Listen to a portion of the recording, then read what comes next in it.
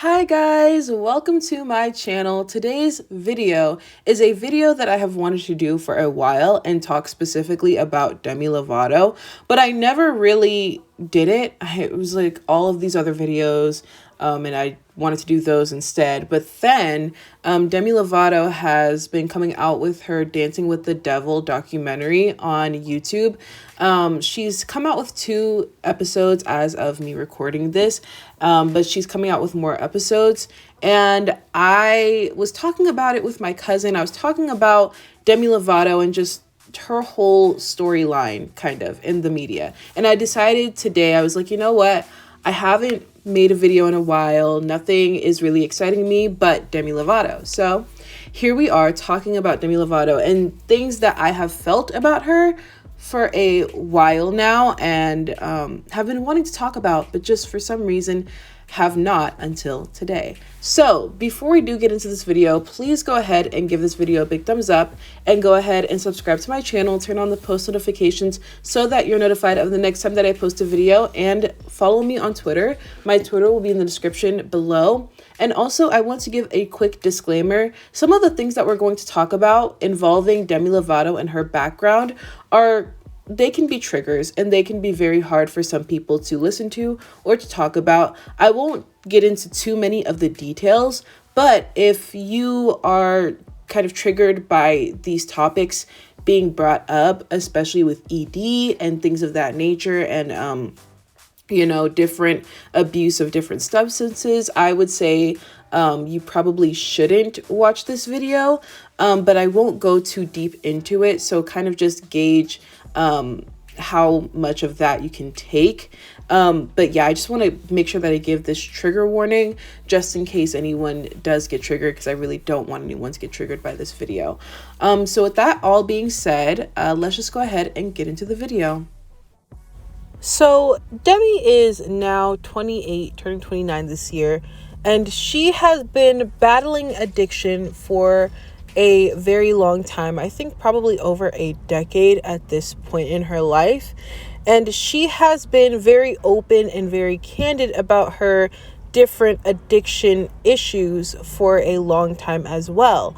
Probably around a decade. It's been since we kind of first found out what Demi was struggling with behind the scenes during her Disney Channel era. And just overall, people now kind of know the things that Demi has been struggling with for most of her life at this point. But now she is coming out with another documentary. She actually came out with a documentary before this one on YouTube, and now she's come out with another one this year, talking about how she had a relapse and then ended up overdosing and is now again in recovery, and I'm pretty sure she's now sober once again. Now, at the time that this happened and that she was rushed to the hospital and things like that, and then she was later then taken to rehab, a lot of people took to social media to make fun of her. Now, people have always kind of made fun and made jokes about what Demi Lovato has gone through, all of them being disgusting, I might add. I think that over the past few years, I've definitely become more aware of how much addiction can take over someone's life and someone's mind. And although I do understand where people are coming from when they feel like people who become addicted to these substances should take accountability for their own actions, I obviously believe that that's true. In the same token, in the same breath, it's still a disease. Addiction is a disease. And so a lot of times people can't even really handle, once they start to spiral, it's like they can't stop. And that's not something, it's easier to just say, stop being addicted than to actually stop being addicted. And in Demi's case, we already knew that she had addictive tendencies, that this is something that has always been a part of her life. And so for people to make jokes as if she can just somehow turn it off, it was really disgusting. And it was really hard to see people just dragging her for something that if she could control it, she would control it. If she could just stop, then she would just stop. And she did for a long time. She was sober for a long time. But then when something clicks, it's not going to just turn off. So I definitely think that, of course, the insane criticism and mocking of Demi's situation was not only unnecessary, but just straight wrong. Like, it was just wrong, kicking someone while they're down, and someone who we already know wants to be sober. Like, it's not someone where they are just letting themselves spiral. It's like someone who has been working on this for so long, and then they have a setback and everyone just can't wait to dogpile on that person. It's just not okay. But in a way, I see why people ran to criticize her, because her whole storyline for so long, for almost a decade really, has been, I'm championing being sober. I'm championing this movement where, I'm talking about being strong and overcoming and this, that, and the fourth. All of her music, all of her eras, if you look at the lead singles of literally almost every single era, even this one, they're all the same message. Every time she goes onto a Grammy stage, she's never really doing an upbeat song. She always has to do a song where she's talking about being stronger than this and being strong, and just all this narrative that she's been pushing about herself for years. And then people seeing that she's not living up to that, they're immediately going to pounce on it. They're going to pounce on you, not really representing the brand that you have, quote unquote, which again is messed up. Like, it's not right that people do that. I'm not advocating for that, or I'm not defending these people, because I think that they're dead wrong, but I know why they're doing it, right? Like, I can see why, especially this time around. I think that if she had gone about it in another way, let's say she hadn't talked about her sobriety, or she talked about it very little, or she didn't make as much music about it as she has in the past, and that music not being like her singles and everything, I think that people would have given her more grace. But it just seems like the higher you rise, the harder people want you to fall. And so I think that was what caused a lot of people to really go after her in 2018 when she had her relapse. So now in 2021, it's the same thing. It's the same narrative. And honestly, I don't think that this narrative is going to continue to work for her and for her career. And for a few different reasons. For one, I think that this narrative hurt her in the beginning, because people were looking for her to be sober, and when she wasn't perfect, they dogpiled on her, and it was really destructive in a lot of ways. Even before she relapsed, the fact that there was so much added pressure for her to be perfect and to be sober, that would cause a lot of people to crack under that type of pressure and then to relapse the way that she did. And it's understandable, because there's a lot of pressure on you to be perfect. So I don't know why she's continuing to put this pressure back onto her, like making a documentary as if she's on the other side of this. I don't think that that's the best move. I think that it would have been better for maybe if this documentary was just like how I make the music, and she talks a little bit about her sobriety, but it seems like the first 2 episodes, they were all about her overdose and her relapse. And I don't necessarily think that that's the best way to go about it for her mental health. Like, it might be a way to sell a story that E! News or TMZ would have already sold, and now they can get their hands on it and profit off of it, or now they can twist the narrative the way that they want. I understand that, but at the same time, I think that the reason why she's had a lot of this pressure is because her team continuously wants to put out this narrative, because it's been the narrative that she's built her career upon for the past almost a decade. And just in general, it is shifting the focus from her talent, from her artistry, from the fact that she is one of the best voices that we have in pop music. And yet, no, like, whenever we talk about pop singers, we're like, Demi Lovato is in the conversation. Like, she's rarely in the conversation. And maybe that's because she's been gone for however many years, or maybe that's because we don't really see Demi Lovato as what she should be, which is a musician. You know, even when you think of a lot of musicians who had drug problems, which are a lot of them, right? When you think of Whitney Houston, for an example, when you think of Whitney, you don't think of her drug abuse, you think of her voice. And then later on, when you think, and then you're like, oh yeah, and she went through what she went through, and that's how she unfortunately passed, right? When you think about a lot of these artists, Michael Jackson, Prince, a lot of these artists, you think of the talent first, because they didn't create whole eras around their relapses and how they recovered and things of that nature, right? But with Demi Lovato, it's like you think of her addiction, and that's not what I think is fair for her. It's not fair to her talent.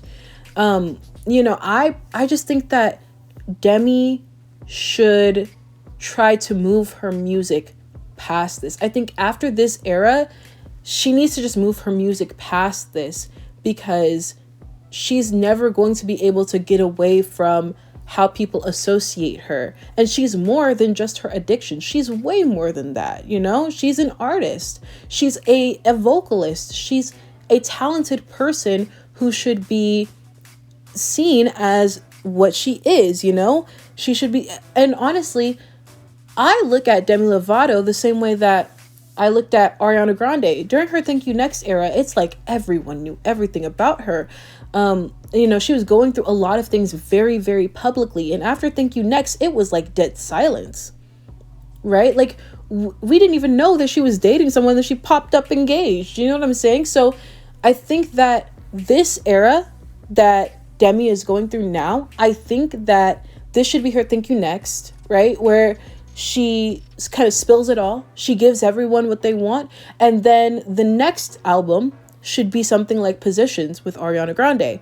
You know, you can see Positions as her being happy and her making a lot of cute love songs, probably about her boyfriend, probably not, who knows, but they're not as deep, you know, they're not as publicly, okay, this is what this is about. This is definitely about her addiction. The way that Ariana, you know, Thank You Next, we knew, okay, this song, Thank You Next, is about her ex-boyfriends. Like, this album is about her getting over it. And now the next album is just her moved on, right? I think that with Demi Lovato, we've never really got, at least I haven't seen, an era where it's just like her moved on from situations. It seems like she's always talking about how she is rising above presently, but she's never just moved on. And I think that she needs to do that for her own image and honestly for her own sanity. Like, imagine going on stage and performing a lot of these deep songs about your addiction, and like you try to move past it, but you keep making music about it, and everyone's asking you about it because that's what the album's about. You know what I'm saying? It's just, you're over exposing yourself. And to be quite honest, a lot of this music calls for ballads, you know? You don't really hear a lot of people making, you know, upbeat, up-tempo, kind of more easier to sing songs talking about addiction, right? So a lot of her music is about dark things. Therefore, they're going to lean towards being ballads. And honestly, I think that Demi Lovato's voice has been deteriorating for the past decade. You can hear it, like, from the beginning to now.